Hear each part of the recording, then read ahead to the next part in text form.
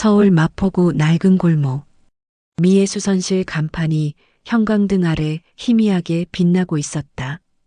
2024년 11월 어느 저녁 6시 윤미의 70는 오래된 재봉틀 앞에 앉아 웅웅거리는 소리를 들으며 바늘을 움직였다. 검은색 정장 바지에 찢어진 단을 꿰매고 있었다. 바늘이 천을 뚫고 지나갈 때마다 규칙적인 소리가 났다. 딱, 딱, 딱. 40년 동안 들어온 소리였다. 이 소리가 미애의 인생이었다. 1984년 봄 남편 윤태수가 교통사고로 세상을 떠났다. 버스와 트럭이 충돌하는 사고였다. 병원에 도착했을 때는 이미 늦었다. 당시 미애는 30살. 3살배기 아들 우진을 혼자 키워야 했다. 보험금은 500만 원. 그게 전부였다. 친정 어머니가 물려준 재봉틀 하나로 시작했다. 처음엔 이웃집 옷 한두 벌 고쳐주는 게 전부였다. 단추 달기 500원, 지퍼 갈기 1000원. 하루 벌어 하루 먹고 살았다. 하지만 손재주가 좋았고 성실했다. 새벽 5시에 일어나 재봉틀 앞에 앉았고 밤 11시에야 불을 껐다. 주말도 없었다. 명절도 반납했다. 설날에도 가게 문을 열었다. 추석에도 바늘을 잡았다. 아들 우진의 분유가, 유치원비, 초등학교 준비물, 중학교 교복, 고등학교 학원비, 대학 등록금 모두 이 재봉틀에서 나왔다. 그렇게 40년을 살았다. 손가락 끝을 보면 굳은 살이 단단하게 박혀 있었다. 바늘에 수천 번 찔린 흔적도 있었다. 검은 점 같은 상처가 10개는 넘었다. 오른손 검지손가락 끝은 감각이 거의 없었다. 너무 많이 찔려서 신경이 둔해진 것이었다. 하지만 미애는 불평하지 않았다. 이 손으로 아들을 대학까지 보냈고 결혼도 시켰다. 이 손이 있었기에 미애는 살아남을 수 있었다. 미애는 바늘에 실을 꿰며 생각했다. 내 인생도 이 실처럼 꿰매졌지. 끊어지고 또 이어지고. 그래도 여기까지 왔어. 점심 무렵 가게 문이 딸랑 소리를 내며 열렸다. 찬바람이 들어왔다.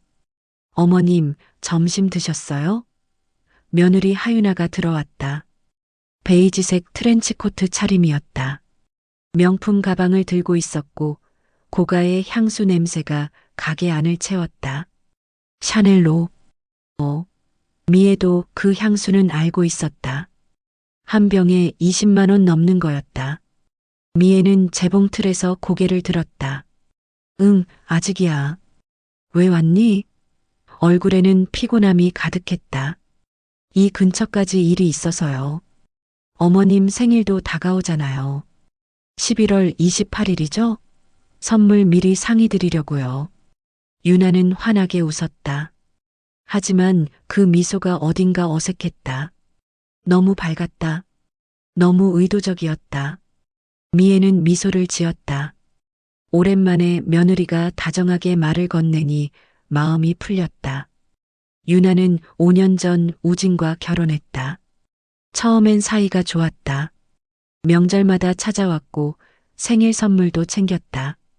하지만 결혼 2년 차부터 유나는 시어머니를 대하는 태도가 달라졌다. 말수가 줄었고 명절에도 얼굴을 잘 비치지 않았다. 핑계는 항상 회사 일이 바빠서였다. 미애는 섭섭했지만 참았다. 며느리도 직장 생활하느라 바쁘겠지 싶었다. 인테리어 회사 격리부에서 일한다고 했다. 월급이 꽤 된다는 얘기를 들었다. 400만 원쯤. 무슨 선물? 미애가 물었다. 유나는 가방에서 수첩을 꺼냈다. 비밀이에요. 어머님이 정말 좋아하실 거예요. 평생 기억에 남으실 거고요. 그 말이 왠지 섬뜩했다. 하지만 미애는 그냥 넘겼다. 며느리가 착한 마음으로 선물을 준비하는 거겠지. 유나가 나간 뒤 미애는 창밖을 바라보았다. 11월 오후에 햇살이 비스듬히 들어왔다. 먼지가 햇빛 속에서 천천히 떠다녔다. 공기 중에 실밥 부스러기도 보였다. 미애는 혼잣말했다.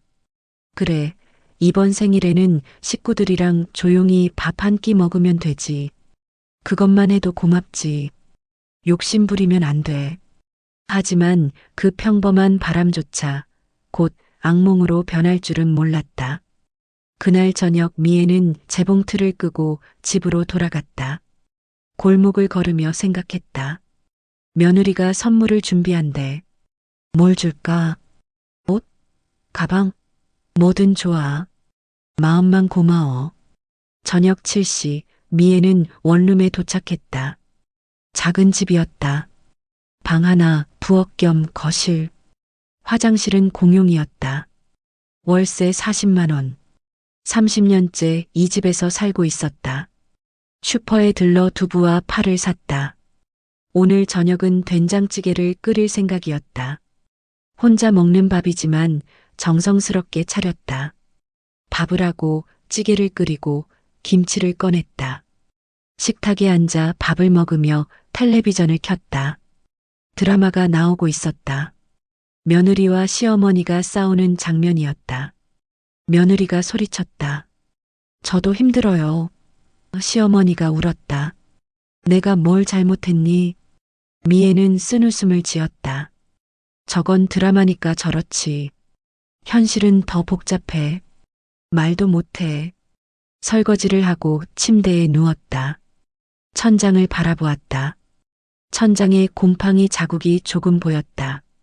비가 새는 곳이었다. 집주인한테 말했지만 고쳐주지 않았다. 그냥 사세요.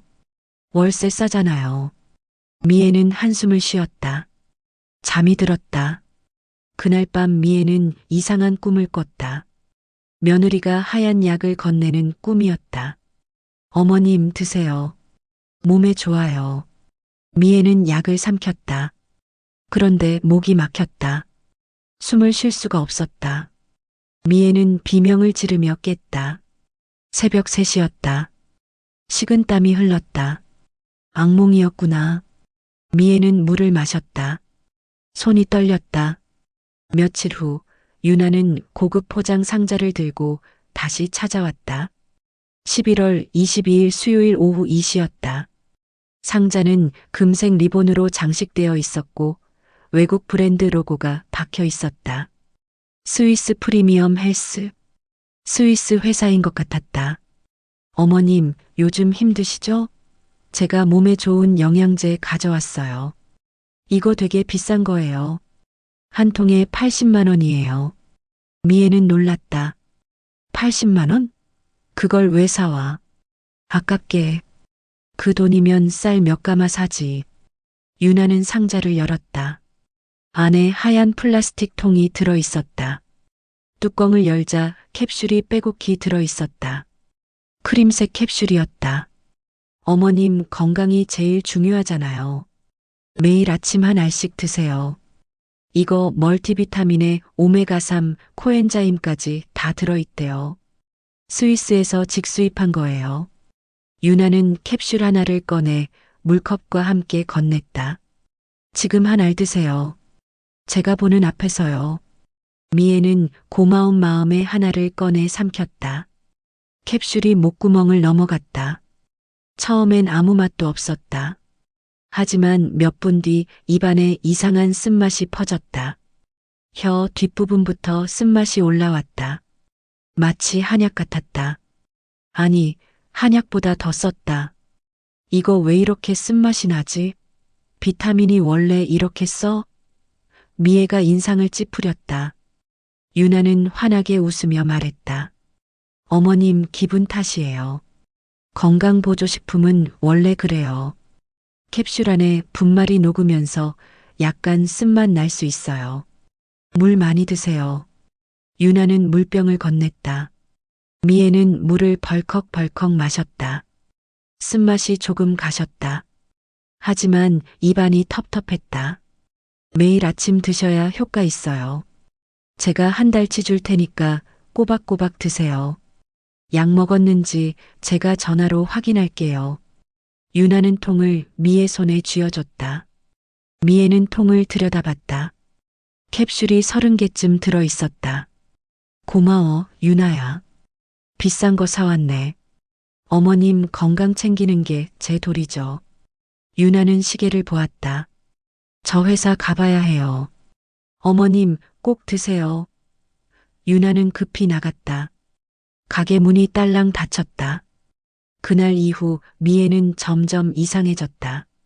첫날은 괜찮았다. 하지만 사흘째부터 증상이 나타났다. 아침에 일어나면 머리가 무거웠다. 마치 숙취처럼. 하지만 술을 마신 적도 없었다. 가게에 앉아 있어도 집중이 안 됐다. 손님이 말을 걸면 멍하니 쳐다봤다. 사장님? 아, 네 뭐라고요? 단골 손님 이름이 떠오르지 않았다. 20년 단골인 김 선생님을 박 선생님이라 불렀다. 사장님, 저 이 집 20년 단골인데요. 제가 최 선생이잖아요. 손님이 당황한 표정으로 말했다. 미애는 얼굴이 빨개졌다. 아이고, 미안해요. 요즘 머리가 좀 그래요. 나이 먹으니까 깜빡깜빡해요. 손님은 걱정스러운 눈빛으로 미애를 보았다. 사장님, 병원 가보세요. 건강 챙기셔야죠. 바늘에 실을 꿰는 것도 힘들어졌다. 손이 떨렸다.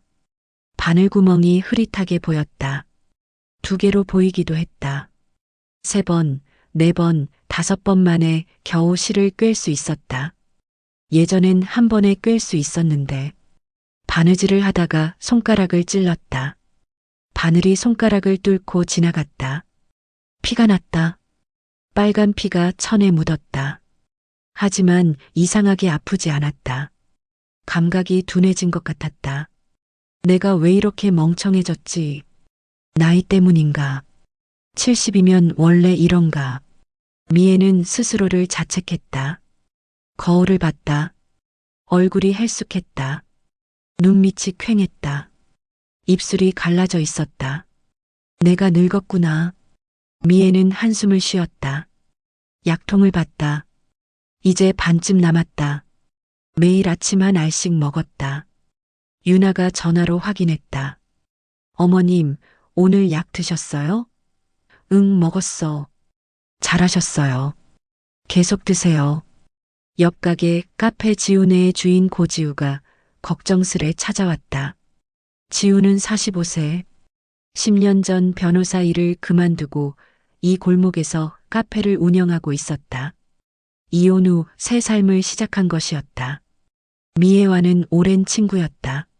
서로 의지하는 사이였다. 언니, 요즘 얼굴이 왜 그래요? 무슨 일 있어요? 안색이 안 좋아요. 살도 빠지신 것 같은데요. 지우는 미애의 손을 잡았다. 손이 차가웠다. 체온이 낮았다. 몰라. 자꾸 정신이 멍해져. 깜빡깜빡하고 손님 이름도 못 외우겠어. 바늘에 실도 제대로 못 깨고 나 치매 온 거 아닐까? 미애의 목소리가 떨렸다. 지우는 진지한 표정이 됐다. 언니, 치매는 갑자기 오는 게 아니에요. 서서히 진행되는 거예요. 언니는 한 달 전까지만 해도 멀쩡하셨잖아요. 혹시 무슨 약 드세요? 병원 가보셨어요? 미애는 잠시 생각하다가 유나가 준 캡슐통을 떠올렸다. 며느리가 영양제 줬어. 비싼 거래. 80만 원짜리. 스위스에서 수입한 거. 지우의 눈빛이 날카로워졌다. 변호사 시절 본능이 작동했다. 언니, 그거 뭔지 확인해 봤어요? 성분표 봤어요? 제조사는요? 아니, 그냥 먹었지. 며느리가 줬는데 뭐. 의심할 이유가 없잖아. 지우는 한숨을 쉬었다. 언니, 요즘 세상이 어떤 세상인데요? 약은 함부로 먹으면 안 돼요. 특히 출처불명한 건 더더욱. 제가 약사 친구한테 한번 물어볼게요. 그 약 좀 가져다 주세요. 그날 밤 미애는 약통을 조심스레 들여다봤다. 라벨을 자세히 읽었다. 프리미엄 멀티비타민 마이너스 노인 전용. 하지만 제조사 이름이 낯설었다. 스위스 프리미엄 헬스 인터내셔널 잉크. 들어본 적 없는 회사였다. 성분표를 읽으려 했지만 글씨가 너무 작았다. 돋보기를 꺼내 자세히 봤다. 영어로 빽빽이 적혀 있었다. 멜로토닌 더리버티브 컴플렉스 50mg, 세더티브 컴파운드 30mg, 어벌 엑스트랙트 블렌드. 미에는 무슨 뜻인지 몰랐다. 하지만 세더티브라는 단어가 눈에 들어왔다. 중학교 때 배운 영어. 진정제, 수면제. 미에는 불안해졌다. 이게 진짜 영양제 맞나? 왜 진정제가 들어가 있지? 하지만 확신이 서지 않았다. 혹시 내가 잘못 본 건 아닐까? 미에는 약통을 서랍 깊숙이 넣었다. 하지만 마음이 편치 않았다. 잠이 오지 않았다. 천장을 바라보며 밤을 지샜다. 새벽 4시가 되어서야 잠이 들었다. 꿈속에서 유나가 웃고 있었다. 차가운 미소였다. 11월 28일 토요일 오후 6시 미애의 칠순 잔치는 강남의 한 호텔 연회장에서 열렸다. 그랜드 하얏트 호텔 3층 100명 규모의 넓은 홀이었다. 천장에는 크리스털 샹들리에가 매달려 있었고 하얀 테이블보가 깔린 원탁이 10개나 놓여 있었다. 각 테이블마다 장미 꽃다발이 놓여 있었다. 입구에는 윤미의 칠순 축하라는 현수막이 걸려 있었다. 미애는 놀랐다. 이렇게 큰 잔치를 할 줄 몰랐다. 친척들이 속속 도착했다. 미애의 사촌 동생들, 조카들, 친정 쪽 친척들이 왔다. 모두 정장 차림이었다. 미애는 한복을 입고 있었다. 연두색 저고리에 분홍색 치마. 며느리 유나가 골라준 옷이었다. 어제 유나가 집에 와서 한복을 건넸다. 어머님, 이거 입으시면 예쁘실 거예요. 제가 한복집에서 특별히 맞춤 제작했어요. 100만 원짜리예요. 미애는 거울을 보며 어색해했다. 한복을 입어본 지 오래되었다. 결혼식장에서 입은 게 마지막이었다. 30년 전. 어머님 정말 예쁘세요. 20년은 젊어 보여요. 유나는 립스틱을 꺼내 미의 입술에 발랐다. 빨간색이었다. 미애는 놀랐다. 이거 너무 진하지 않아? 아니에요. 오늘은 주인공이시잖아요. 화려해야죠. 유나는 볼에 블러셔도 발랐다. 거울을 보니 낯선 사람이 보였다. 미애가 아닌 것 같았다. 아들 우진이 마이크를 잡았다. 홀 앞쪽 무대에 섰다. 조명이 우진을 비췄다. 배경 스크린에는 미애의 어린 시절 사진들이 슬라이드로 넘어가고 있었다.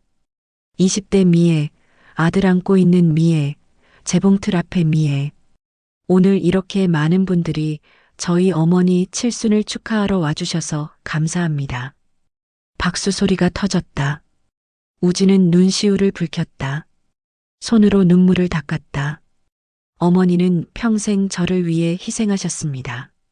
아버지 없이 혼자서 저를 키우셨어요. 새벽부터 밤까지 재봉틀 앞에 앉아 계셨죠. 겨울에도 난방을 안 켜고 일하셨어요. 전기세 아끼려고요.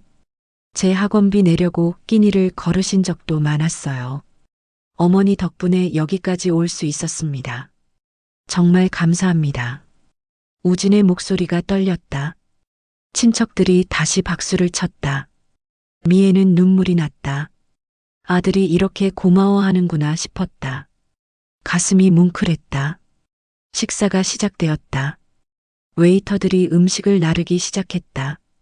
전복죽, 랍스터, 한우 등심, 전복구이, 갈비찜, 잡채가 차례로 나왔다. 사람들은 음식을 먹으며 이야기를 나눴다. 웃음소리가 홀을 채웠다. 미애는 한복이 답답했지만 참았다. 치마가 조였다. 숨쉬기가 불편했다. 친척 이모가 다가왔다. 미애야, 칠순 축하해. 그런데 요즘 건강은 어때? 얼굴이 좀 헬쑥한 것 같은데. 괜찮아요, 이모. 아니, 내가 보니까 많이 안 좋던데. 잘 먹고 다녀. 병원은 다녀. 미애는 애써 웃었다. 네, 잘 먹어요. 걱정 마세요. 시기 한창일 때 며느리 유나가 마이크를 잡았다. 미애는 놀랐다. 유나가 무슨 말을 할지 예상하지 못했다. 우진도 당황한 표정이었다. 여러분, 잠깐 말씀드릴게요. 홀이 조용해졌다. 포크 소리도 멈췄다. 모두가 유나를 쳐다봤다.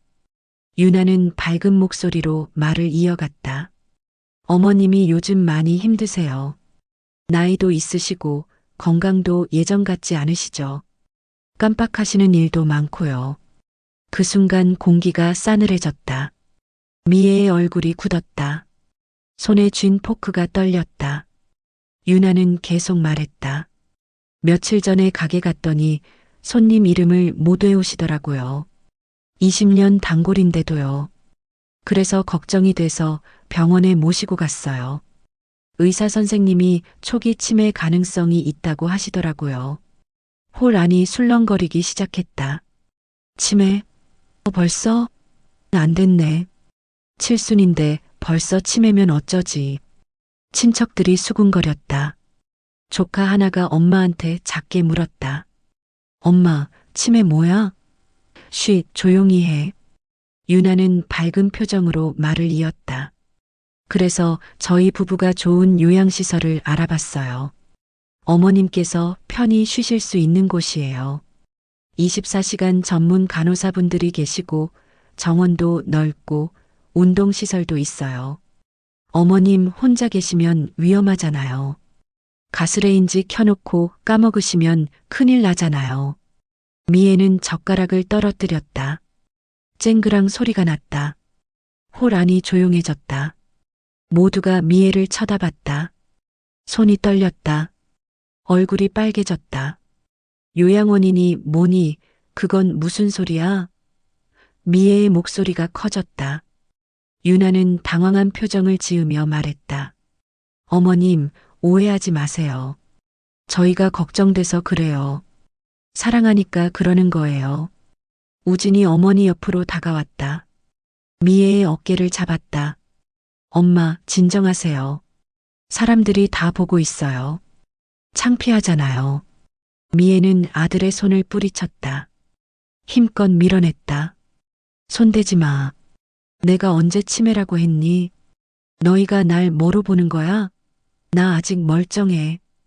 홀 안이 조용해졌다. 사람들은 서로 눈치를 보며 수군거렸다. 미애의 이모가 옆 사람한테 작게 말했다. 저러니까 치매 맞나 봐. 갑자기 소리 지르고 다른 친척이 대꾸했다. 불쌍하지. 혼자 늙으니까 저렇게 돼. 우리도 조심해야 해. 애들이 효자네. 요양원까지 알아봐주고. 요즘 요양원 한 달에 300만 원은 하던데. 돈 많이 들겠다. 미애는 자리에서 일어났다. 한복 치마가 의자에 걸렸다. 비틀거렸다. 테이블에 손을 짚었다. 와인 잔이 넘어졌다. 빨간 와인이 하얀 테이블보에 번졌다. 우진이 부축하려 했지만 미애는 손을 뿌리쳤다. 손대지 마. 미애는 홀 밖으로 나갔다. 사람들이 쳐다봤다. 수군거리는 소리가 들렸다. 복도는 고요했다. 형광등 불빛만 차갑게 빛났다. 미애는 벽에 기대섰다. 다리에 힘이 풀렸다. 주저앉을 것 같았다. 눈물이 흘렀다. 참았던 눈물이 터졌다. 칠순 잔치는 축하가 아니라 망신의 무대가 되었다. 미애는 생각했다. 내가 뭘 잘못했길래 이런 취급을 받아야 하지. 40년 동안 반을 잡고 살았는데, 아들 하나 제대로 키웠는데, 이게 내 대접이야? 화장실에 들어가 거울을 봤다. 립스틱이 번져 있었다. 눈물에 마스카라가 섞여 검게 흘러내렸다. 미애는 화장을 지웠다. 찬물로 얼굴을 씻었다. 거울 속 자신이 초라해 보였다. 다음 날 일요일 오전 10시. 미애는 집에서 쉬고 있었다. 어젯밤 칠순 잔치 후 집에 돌아와 한숨도 자지 못했다. 눈을 감으면 사람들의 수군거리는 소리가 들렸다. 치매래. 불쌍하지. 저러니까 치매 맞나 봐. 미애는 거울을 보았다. 눈밑이 퀭했다. 얼굴이 초췌했다. 뺨이 움푹 들어갔다. 한 달 사이 5kg이 빠진 것 같았다. 내가 정말 치매인가? 스스로에게 물었다. 하지만 확신이 서지 않았다. 초인종이 울렸다. 딩동. 미애는 문을 열었다. 며느리 유나가 서 있었다. 밝은 얼굴이었다. 마치 어제 일은 없었던 것처럼 웃고 있었다. 어머님, 안녕하세요. 잘 주무셨어요? 미애는 대답하지 않았다. 유나는 거실로 들어왔다. 손에 서류 봉투를 들고 있었다. 검은색 가죽 서류 가방도 들고 있었다. 뭔가 중요한 서류가 들어있는 것 같았다. 어제는 오해가 많으셨죠? 제가 설명을 잘못했어요. 어머님 기분 상하게 하려던 게 아니었어요. 진짜 걱정돼서 그랬어요. 유나는 테이블에 서류를 펼쳤다. 로열 실버케어 요양원 입소 계약서라는 제목이 적혀 있었다. 미애는 서류를 받아들었다. 손이 떨렸다. 글자가 흐릿하게 보였다. 이게 뭐야? 시설 계약서예요. 제가 직접 가서 둘러봤는데 정말 좋더라고요. 유나는 핸드폰을 꺼내 사진을 보여줬다. 넓은 정원, 깨끗한 방, 식당, 운동실. 사진으로 보기엔 괜찮아 보였다. 어머님 혼자 계시면 위험하잖아요. 가스레인지 켜놓고 까먹으시면 어떡해요. 화재라도 나면 큰일이잖아요. 여기는 24시간 간호사가 있고 정원도 있고 운동시설도 있어요. 같은 또래 어르신들이랑 친구도 사귀실 수 있어요. 유나는 환하게 웃었다. 미애는 서류를 천천히 읽었다. 입소일 12월 5일. 일주일 뒤였다. 월 비용 350만 원. 미애는 놀랐다. 350만 원? 그걸 누가 내? 저희가 다 부담할게요. 어머님 걱정 마세요. 우진이 월급이 얼마인데요? 350만 원쯤은 문제 없어요. 유나는 자신감 있게 말했다. 하지만 미애는 의심스러웠다. 우진의 월급이 500만 원 정도라고 들었다. 거기서 350만 원을 빼면 150만 원밖에 안 남는다. 유난의 집 대출 이자도 있고 생활비도 있는데 어떻게 감당할까? 너 이걸 언제 다 준비한 거야? 계약서의 날짜가 일주일 전이잖아. 그때부터 준비했어? 미애는 유나를 쳐다봤다. 유나는 잠시 당황했다. 아, 그게 어머님이 요즘 깜빡하시는 게 심해져서 미리 알아본 거예요. 나쁜 뜻은 아니었어요. 나쁜 뜻이 아니라고? 내 몰래 요양원을 알아보고 계약서까지 준비해놓고? 미애의 목소리가 커졌다. 그때 현관문이 열렸다. 아들 우진이 들어왔다.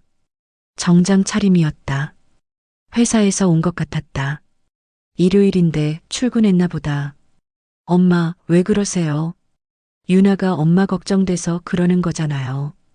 우진은 서류를 가리키며 말했다. 혼자 계시기 위험해요. 이제 편히 쉬세요. 가게도 정리하시고요. 70세면 은퇴할 나이잖아요. 미애는 아들을 쳐다봤다. 아들의 눈빛이 차갑게 느껴졌다. 미애는 아무 말도 하지 않았다. 대신 침실로 들어가 서랍을 열었다. 오래된 통장을 꺼냈다. 남편 윤태수의 이름이 적혀 있었다. 미애는 거실로 나와 통장을 테이블 위에 놓았다. 탁 소리가 났다. 이거 내 아버지가 남긴 돈이다. 3천만 원. 그걸로 내가 30년 전에 경기도 파주에 땅을 샀다. 유나의 눈빛이 번쩍였다. 우진도 몸을 앞으로 기울였다. 숨소리가 거칠어졌다. 파주 어디요? 우진이 물었다. 운정 신도시 근처. 지금은 개발 예정 지역이야. 당시엔 농지였는데 지금은 상업지역으로 바뀌었어. 그럼 얼마나 돼요? 유나가 급하게 물었다. 부동산에서 100억에 사겠다고 했어. 3개월 전에 연락 왔어. 아직 안 팔았지만. 미애는 두 사람의 얼굴을 보았다. 100억? 그 말이 나오자 분위기가 완전히 바뀌었다. 유나는 입술을 깨물었다. 우진은 침을 삼켰다. 100억이면 강남에 아파트를 살 수 있었다. 회사도 그만두고 사업을 할 수 있었다. 빚도 다 갚을 수 있었다. 미애는 두 사람의 표정을 보았다. 눈에 욕심이 가득했다. 탐욕이 얼굴에 드러났다. 엄마, 그 땅 팔 생각 있으세요? 우진이 조심스럽게 물었다. 원래는 내 아버지가 너한테 물려주라고 산 거야. 나는 그걸 지켜왔어. 30년 동안 재산세 내면서 한 번도 팔 생각 안 했어. 너 결혼할 때 주려고 했는데 미애는 말을 멈췄다. 근데 지금은 모르겠네. 날 요양원에 보내려는 사람한테 땅을 줄 이유가 없잖아. 미애는 통장을 다시 집어들었다. 이 땅은 내가 죽으면 너한테 주려고 했어. 하지만 지금은 생각을 바꿔야 할 것 같아. 유나의 얼굴이 굳었다. 어머님, 그게 무슨 말씀이세요? 내 말 그대로야. 나를 치매 환자 취급하고 요양원에 보내려는 사람한테 100억을 줄 수는 없지. 미애는 침실로 들어가 서랍을 잠갔다. 찰칵 소리가 났다. 우진과 유나는 거실에 멍하니 서 있었다. 100억이 눈앞에서 사라지는 것 같았다. 그날 밤 미애는 서랍을 열고 땅 문서를 꺼냈다. 노란 봉투에 담겨 있었다.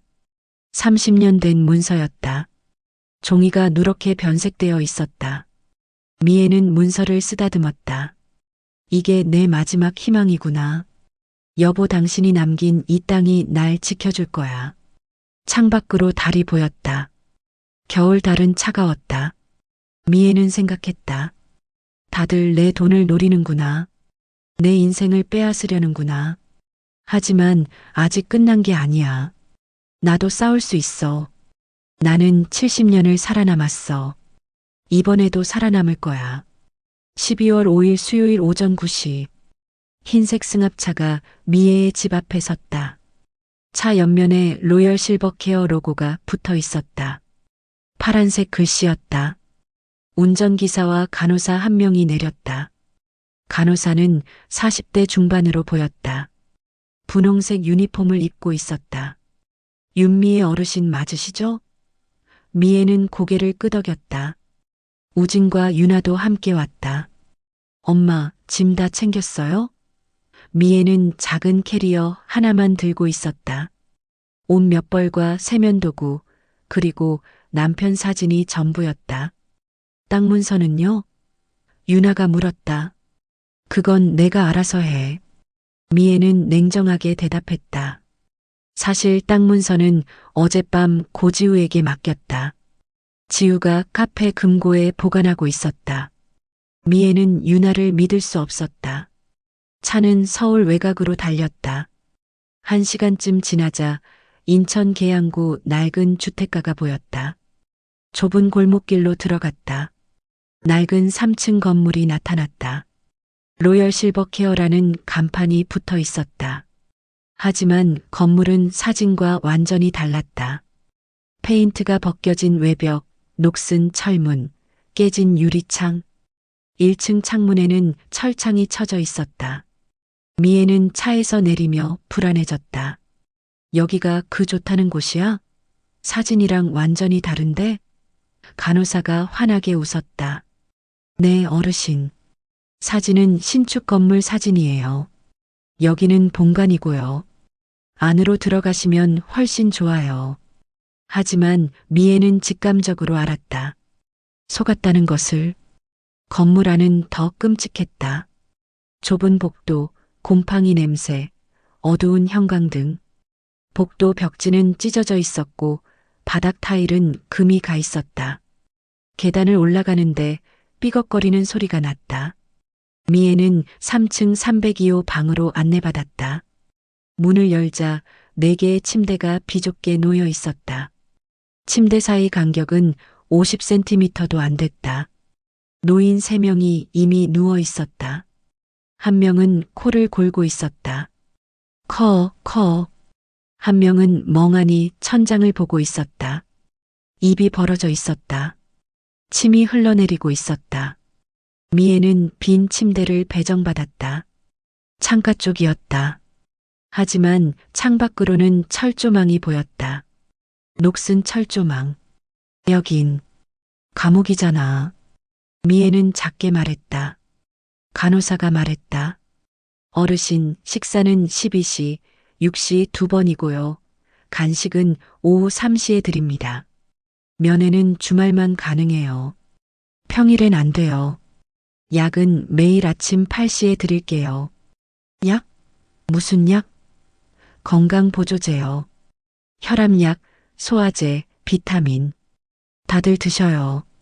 간호사는 웃으며 나갔다. 문이 닫혔다.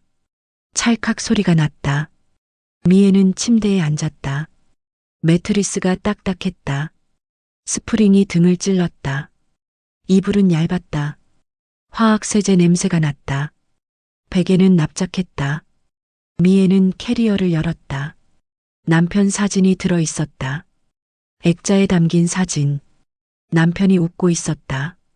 미애는 사진을 꺼내 베개 밑에 넣었다. 여보, 내가 여기까지 왔어. 이게 내 인생의 끝인가 봐. 밤이 되었다. 저녁 6시에 식사가 나왔다. 플라스틱 쟁반에 밥, 김치, 국, 반찬 하나. 반찬은 콩나물 무침이었다.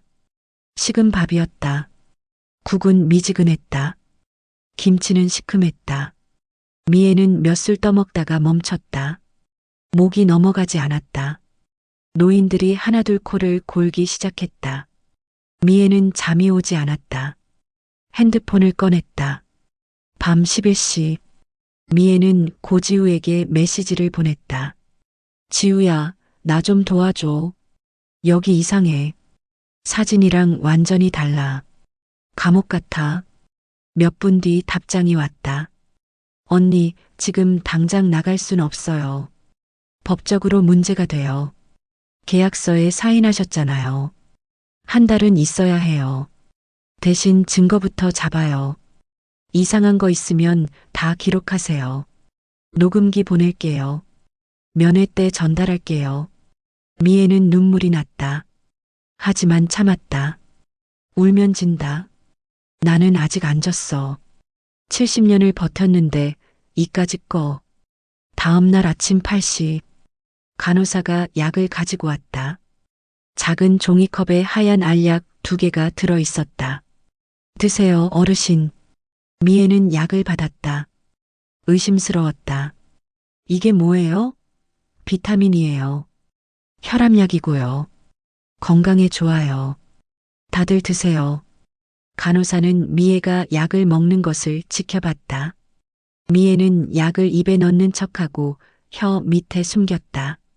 물을 마셨다. 꿀꺽. 간호사가 확인했다. 입 벌려보세요. 아 하세요. 미애는 입을 벌렸다. 혀를 내밀었다.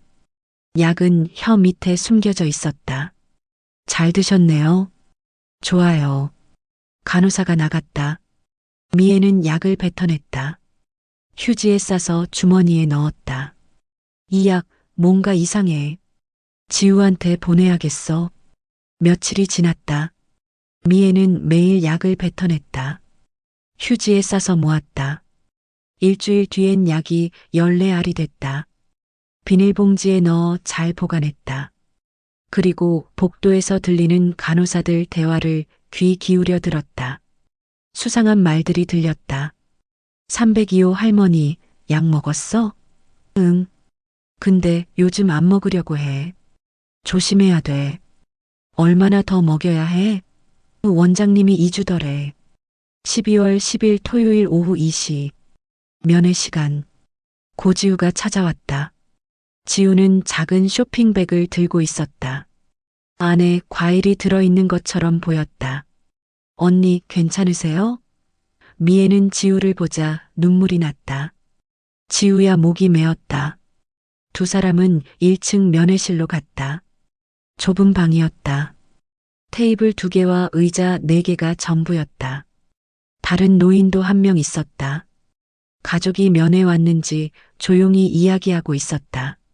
지우는 주변을 살피며 쇼핑백에서 작은 상자를 꺼냈다. 과일 아래 숨겨져 있었다. 이거 녹음기예요. 자동으로 작동돼요. 옷 안쪽 주머니에 넣고 다니세요. 소리 나면 다 녹음돼요. 배터리는 일주일 가요. 미애는 녹음기를 받았다. 손가락만 한 크기였다. 검은색이었다. 이걸로 뭘 녹음해? 간호사들 대화요. 뭔가 이상한 거 있으면 다 녹음하세요. 증거를 모아야 해요. 그래야 고소할 수 있어요. 미애는 주머니에서 비닐봉지를 꺼냈다. 휴지에 싼 약들이 들어 있었다. 이거 아침마다 줘요. 의심스러워서 안 먹고 모았어요. 14알이에요. 지우는 약을 받아 지퍼백에 넣었다. 잘하셨어요, 언니. 이거 분석하면 뭔지 나올 거예요. 제가 약사 친구한테 맡길게요. 일주일 안에 결과 나와요. 지우야, 고마워. 내가 아니면 난 정말 끝났어. 며칠 후, 미애는 녹음기를 옷 안쪽 주머니에 넣고 다녔다. 12월 13일 화요일 저녁 6시. 복도에서 간호사 2명이 대화하는 소리가 들렸다. 미애는 화장실 가는 척하며 복도로 나갔다. 복도 모퉁이에 숨어 녹음 버튼을 눌렀다. 빨간 불이 들어왔다. 302호 할머니, 약 먹었어? 응. 근데 요즘 안 먹으려고 하더라. 억지로 먹였어. 조심해. 너무 많이 주면 탈나. 작년에 305호 할아버지 사망했잖아. 알아. 원장님이 2주만 더 먹이라고 했어. 그럼 정신 완전히 나가서 말 안 듣는데. 가족들은 치매인 줄 알겠지. 그렇지. 그럼 재산 관리 우리가 맡는 거고. 미애는 숨이 멎었다. 온몸이 얼어붙었다. 녹음이 계속됐다. 그 할머니, 돈 많대? 파주에 땅 있대. 100억짜리. 헐. 대박. 그럼 우리 몫도 크겠네. 당연하지. 원장님이 10% 준대. 미애는 손이 떨렸다. 녹음기를 꽉 쥐었다. 간호사들이 복도를 지나갔다. 미애는 숨을 죽였다. 화장실로 들어가 문을 잠갔다. 녹음을 멈췄다.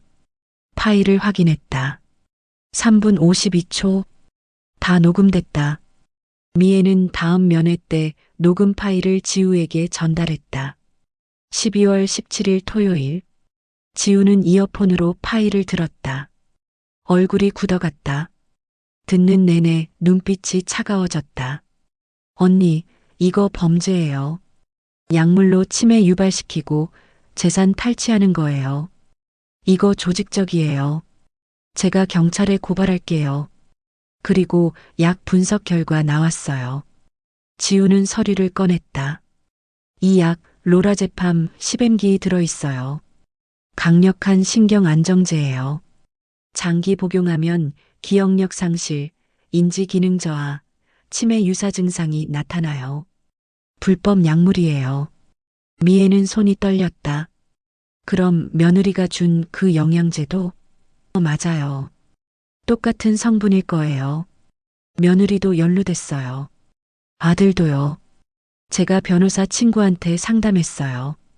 이거 형사고소 가능해요. 노인 학대, 약물 투여, 재산 탈취 미수.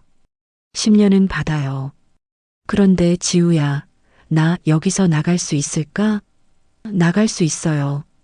근데 그 전에 땅 문서부터 보호해야 해요. 혹시 며느리가 문서 위치 알아요? 알아. 서랍에 있다고 했어. 하지만 열쇠는 내가 갖고 있어. 큰일이에요. 며느리가 열쇠 복사할 수도 있어요. 지금 당장 공증해야 해요. 언니 도장이랑 신분증 사본 주세요. 미애는 가방에서 신분증을 꺼냈다. 도장도 꺼냈다. 지우에게 건넸다. 이걸로 뭐 하려고? 제가 법무사 사무실 가서 땅 문서 공증 받을게요. 본 토지는 윤미애의 단독 소유이며 본인 동의 없이 매매 불가라고 명시할게요. 그럼 며느리가 아무것도 못해요.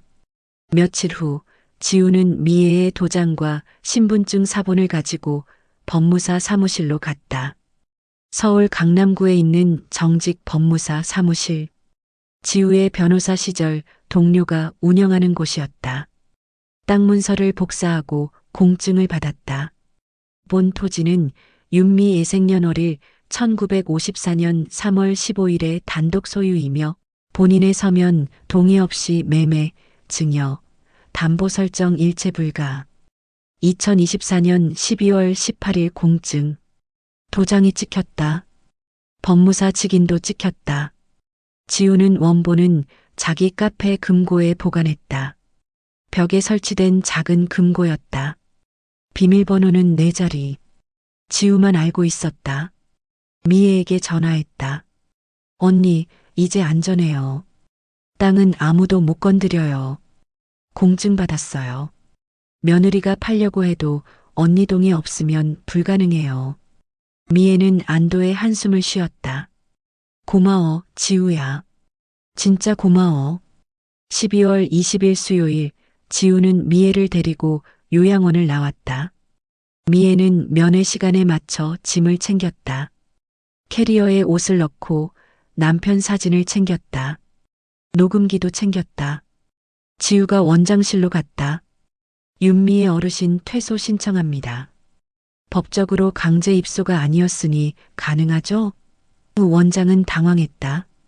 보호자 동의 필요합니다. 보호자 동의 없어도 본인이 원하면 나갈 수 있어요. 노인복지법 제39조.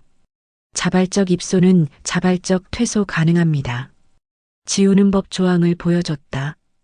원장은 할 말이 없었다. 서류에 사인했다.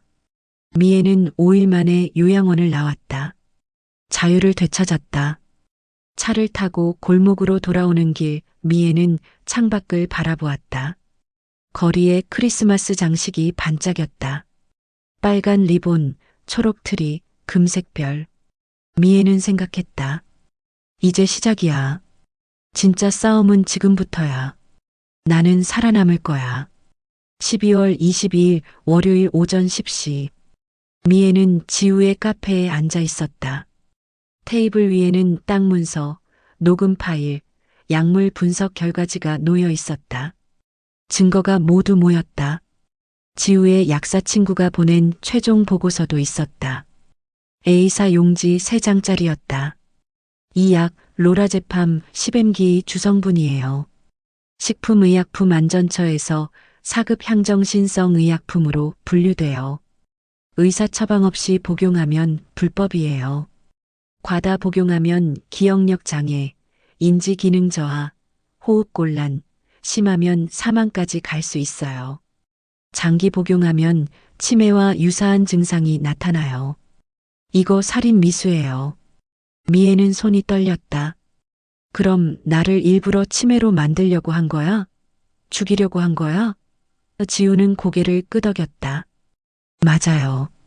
치매 판정받으면 재산 관리 능력이 없다고 해서 가족이 재산을 관리할 수 있어요. 후견인 제도요. 그럼 땅을 마음대로 팔 수 있죠. 100억을 가져가는 거예요.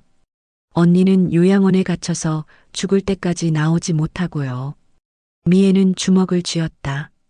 그 나쁜 것들 내 친아들이 나를 이렇게까지. 지우는 미애의 손을 잡았다. 언니, 지금 화낼 시간 없어요. 우리가 먼저 땅을 팔아야 해요. 그리고 그 돈으로 언니가 안전한 곳에 사세요. 며느리가 또 뭘 할지 몰라요. 이런 사람들은 포기 안 해요. 미애는 결심했다. 그래, 팔자. 내 돈 내가 쓰는 거야. 아들한테 물려줄 이유 없어. 지우의 도움으로 부동산 중개인을 만났다. 파주 운정 신도시 근처 우리 부동산. 대표 김 사장은 50대 남자였다. 안경을 쓰고 있었다. 땅 문서를 보더니 눈이 커졌다. 이 땅 대박이네요. 여기 내년에 대형 쇼핑몰 들어와요. 롯데몰이요. 100억도 싸요. 제가 120억에 팔아드릴 수 있어요. 미애는 놀랐다. 120억요? 네. 제가 아는 건설사가 있어요. 당장 매입하고 싶어 할 거예요. 3일 안에 계약 가능해요. 정말로 3일 만에 계약이 성사됐다. 12월 25일 크리스마스. 매매가 120억 원. 계약금 12억은 당일 입금됐다. 잔금 108억은 1월 5일 입금 예정. 미애는 통장을 보며 눈물이 났다. 계약금만 12억. 평생 처음 보는 돈이었다. 여보, 당신이 남긴 땅이 이렇게 됐어. 3천만 원이 120억이 됐어. 당신 덕분이야. 미애는 남편 사진을 꺼내 보았다. 사진 속 남편이 웃고 있었다. 세금을 떼고 미애 통장에 100억이 들어올 예정이었다. 미애는 그 돈으로 수선실이 있는 4층 상가 건물을 통째로 샀다. 건물주가 60억에 팔겠다고 했다. 미애는 흥정도 안 하고 바로 샀다. 계약은 12월 28일에 끝났다. 건물 1층에는 지우의 카페가 있었고 2층에는 미애의 수선실, 3층과 4층은 임대 공간이었다. 월세가 한 달에 800만 원씩 들어왔다. 미애는 이제 건물주가 되었다. 며느리 유나가 매일 드나들던 그 골목의 주인이 된 것이다. 미애는 등기부등본을 받았다. 소유자 윤미애. 자기 이름이 적혀 있었다. 미애는 웃었다. 70년 인생에서 처음으로 자기 건물을 갖게 됐다. 지우가 축하한다며 케이크를 사왔다. 작은 케이크였다. 초 하나가 꽂혀 있었다. 언니 축하해요. 이제 언니가 이 골목 주인이에요. 두 사람은 케이크를 나눠 먹었다. 달콤했다. 12월 29일 목요일 오후 3시. 유나와 우진이 수선실을 찾아왔다. 문을 열자 미애가 재봉틀 앞에 앉아 있었다. 웅웅 소리가 났다. 유나는 놀란 표정이었다. 어머님? 언제 나오셨어요? 연락도 안 하시고. 미애는 재봉틀을 멈추고 두 사람을 바라보았다. 나 혼자 나왔어. 문제 있어? 우진이 말했다. 엄마, 요양원에서 편히 쉬셔야죠. 왜 나오셨어요? 건강 악화되면 어떡해요? 미애는 서랍에서 서류 한 장을 꺼내 테이블 위에 놓았다. 건물 등기부등본이었다. 이 건물, 이제 내 거야. 60억 주고 샀어. 유나의 얼굴이 하얗게 질렸다. 입이 벌어졌다. 60억이요? 어머님이 무슨 돈으로요? 땅 팔았지. 120억에. 세금 떼고 100억 남았어. 그중 60억으로 이 건물 샀고 나머지 40억은 내 통장에 있어. 우진은 입을 벌렸다. 목소리가 나오지 않았다. 엄마, 그 땅을 팔았어요? 왜 우리한테 말 안 하고요? 그건 아버지가 나한테 물려주려고 산 땅이잖아요. 미애는 차갑게 웃었다. 너희한테 말하면 뭐해? 너희는 날 요양원에 버리고 땅 문서 찾으려 했잖아. 나 치매 만들려고 약까지 먹였고. 유나는 당황하며 말했다. 오해예요, 어머님. 저희가 언제 그랬어요? 그 약은 정말 영양제예요. 미애는 녹음기를 꺼내 재생 버튼을 눌렀다. 간호사들의 대화가 흘러나왔다. 302호 할머니, 약 2주만 더 먹이면 정신 나간대. 그 할머니 파주에 땅 있대. 100억짜리. 유나의 얼굴이 창백해졌다. 손이 떨렸다. 미애는 약물 분석 결과지도 내밀었다. 너희가 준 영양제, 신경안정제였어. 로라제팜. 불법 약물이야. 나를 치매로 만들려고 했지. 그래서 땅을 빼앗으려고 했고. 우진은 고개를 저었다. 몸이 뒤로 물러났다. 엄마, 그게 아니에요. 저희는 진짜 엄마 걱정해서 닥쳐. 미애의 목소리가 커졌다. 재봉틀이 흔들렸다. 이제 좋은 말로 안 해. 이 건물에서 당장 나가. 아니면 월세 내. 한 달에 400만 원. 내일부터 적용이야. 유나는 비명을 질렀다. 400만 원이요? 미쳤어요? 그 돈을 어떻게 내요? 미애는 웃었다. 차가운 미소였다. 미친 건 너희야. 나를 죽이려고 한 게 미친 거지. 이제부터 내 건물이니까 내 규칙대로 해. 싫으면 나가. 우진이 애원했다. 엄마, 제발요. 저희가 잘못했어요. 용서해 주세요. 미애는 고개를 저었다. 용서? 너희가 나한테 한 짓을 생각해봐.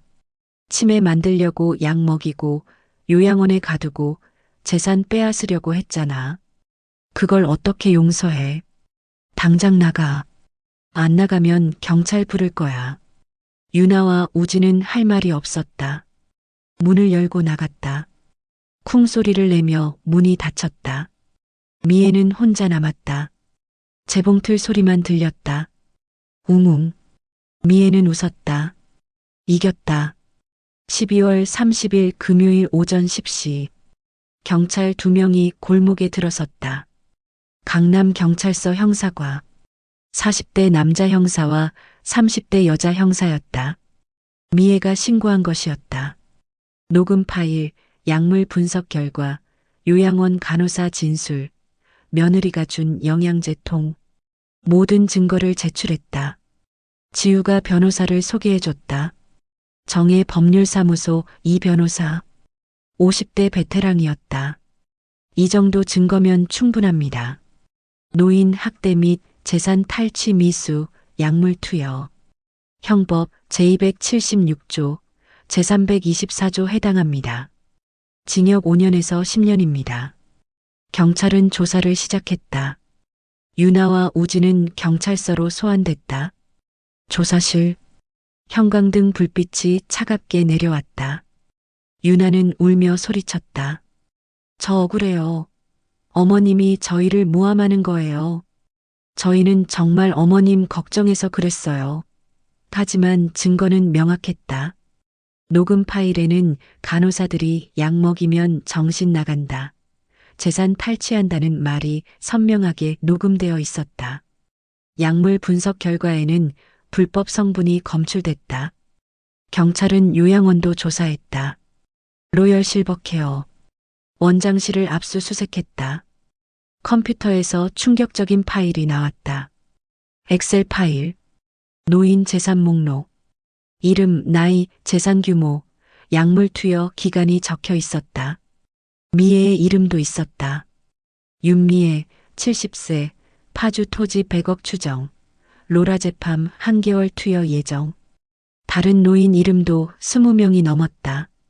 원장은 여러 노인에게 불법 약물을 투여해 재산을 탈취한 것이었다. 조직적 범죄였다. 요양원은 즉시 폐쇄됐다.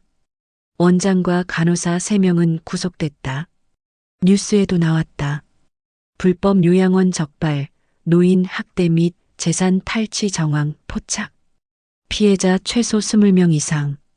미애가 제보한 덕분이었다. 미애는 텔레비전을 보며 조용히 웃었다. 이제 진짜 끝났구나. 지우가 커피를 가져왔다. 언니 정말 잘하셨어요. 언니 아니었으면 다른 노인들도 다 당했을 거예요. 1월 15일 화요일 법원. 서울중앙지방법원 형사 2부. 판사는 유나와 우진에게 판결을 내렸다. 법정은 조용했다. 방청석에는 기자들이 앉아 있었다. 이 사건이 언론에 보도되면서 관심이 높아진 것이었다. 판사는 판결문을 읽었다. 피고 하유나, 최우진은 피고의 모친 윤미애에게 불법 약물을 투여해 정신적 장애를 유발하고 재산을 탈취하려 한 혐의로 기소되었습니다. 증거를 검토한 결과 피고들은 노인복지법 제55조 2, 노인학대, 형법 제276조 체포 및 감금, 형법 제324조 강요 미수에 해당합니다. 피고 하윤아는 징역 3년을 선고합니다. 피고 최우진은 징역 3년을 선고합니다. 집행유예는 없습니다. 법정 구속합니다. 쿵소리와 함께 판사 망치가 내려쳤다. 윤아는 울음을 터뜨렸다. 안 돼요. 억울해요. 우진은 고개를 숙였다. 어깨가 떨렸다. 법정 경위가 두 사람을 데리고 나갔다. 수갑이 채워졌다. 찰칵 소리가 났다. 미애는 방청석에 앉아 두 사람을 바라보았다. 감정이 복잡했다. 아들이었지만 이제는 남이었다. 배신자였다. 자기를 죽이려 한 사람이었다. 재판이 끝나고 미애는 지우와 함께 카페로 돌아왔다. 언니 수고하셨어요. 이제 진짜 끝났어요. 언니가 이기셨어요. 지우는 커피 한 잔을 건넸다. 따뜻한 아메리카노였다. 미애는 커피를 마시며 창밖을 바라보았다. 1월의 햇살이 따스했다. 겨울이었지만 햇살은 밝았다. 지우야, 고마워. 내가 없었으면 난 정말 끝났을 거야. 요양원에서 죽었을 거야. 언니가 포기 안 했잖아요. 70년을 살아오신 힘이 있었잖아요. 언니 혼자 다 하신 거예요. 미애는 고개를 저었다. 아니야. 너 없었으면 불가능했어. 내가 증거 모으라고 해서 모았고, 내가 땅 문서 공증해줘서 안전했고, 내가 변호사 소개해줘서 재판 이겼어. 다 내 덕분이야. 두 사람은 커피를 마시며 조용히 앉아 있었다. 햇살이 테이블을 비췄다.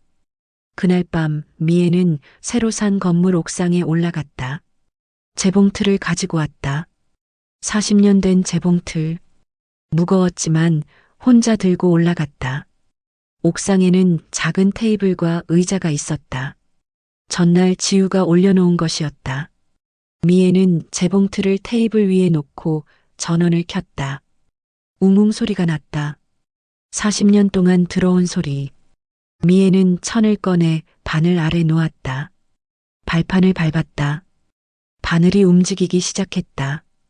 딱, 딱, 딱. 미애는 생각했다. 생일 선물이라며 요양원 계약서를 내밀었지. 하지만 내가 준비한 진짜 선물은 이거야. 진실과 정의. 그리고 나 자신을 지키는 것. 나는 70년을 살아왔어. 남편 없이 아들 키웠어. 재봉틀 하나로 살아남았어. 이번에도 살아남았어. 바늘 끝에서 실이 반짝였다. 서울의 밤하늘에 별이 떠 있었다. 겨울별은 차가웠지만 아름다웠다. 미애는 재봉틀을 멈추고 하늘을 올려다보았다. 여보, 내가 이겼어. 우리 땅이 날 살렸어. 당신이 남긴 3천만 원이 120억이 됐어. 그 돈으로 내 건물 샀어. 고마워. 정말 고마워. 미애는 다시 재봉틀을 돌리기 시작했다. 이번엔 자신을 위한 옷을 만들 차례였다. 빨간색 천을 골랐다. 생전 한 번도 입어본 적 없는 색이었다. 엄마들은 항상 어두운 색을 입었다. 검정, 회색, 갈색. 하지만 이제는 괜찮았다. 미애는 빨간 천을 펼쳤다. 부드러운 실크였다. 비쌌지만 샀다. 자기한테 선물하는 거였다. 가위로 천을 자르기 시작했다. 싹둑, 싹둑. 가위 소리가 밤 공기를 가르며 울렸다. 미애는 천을 재봉틀 아래 놓고 바느질을 시작했다. 블라우스를 만들고 있었다. 빨간 블라우스, 칼라가 있는 디자인. 단추는 진주 단추로 달 생각이었다. 1시간, 2시간. 시간이 흘렀다. 미애는 멈추지 않았다. 바늘이 천을 꿰맸다. 실이 이어졌다. 서울의 밤은 고요했다. 하지만 미애의 재봉틀 소리는 멈추지 않았다. 웅웅, 딱딱딱. 리듬이 있었다. 삶의 리듬이었다. 새벽 2시. 블라우스가 완성됐다. 미애는 블라우스를 들어 올렸다. 달빛에 비춰봤다. 빨갛게 빛났다. 아름다웠다. 미애는 블라우스를 입어봤다. 거울은 없었지만 느낌으로 알 수 있었다. 잘 맞았다. 미애는 웃었다. 70세. 하지만 아직 살아있었다. 아직 바늘을 잡을 수 있었다. 아직 천을 자를 수 있었다. 아직 꿈을 꿀 수 있었다. 윤미애의 눈에 반짝이는 것은 눈물이 아니라 새로운 삶의 빛이었다. 재봉틀 옆에 앉아 미애는 혼잣말했다. 이제 진짜 나를 위해 살 거야. 40년 동안 아들 위해 살았어. 이제는 내 차례야. 내가 만든 옷 입고, 내가 원하는 곳 가고, 내가 하고 싶은 거 하면서 살 거야. 그게 내 선물이야. 나 자신한테 주는 선물. 서울의 밤 공기가 상쾌했다. 별이 반짝였다. 미애는 재봉틀을 쓰다듬었다. 40년 동안 함께한 동반자. 앞으로도 함께할 친구. 미애의 새로운 인생이 시작되는 순간이었다.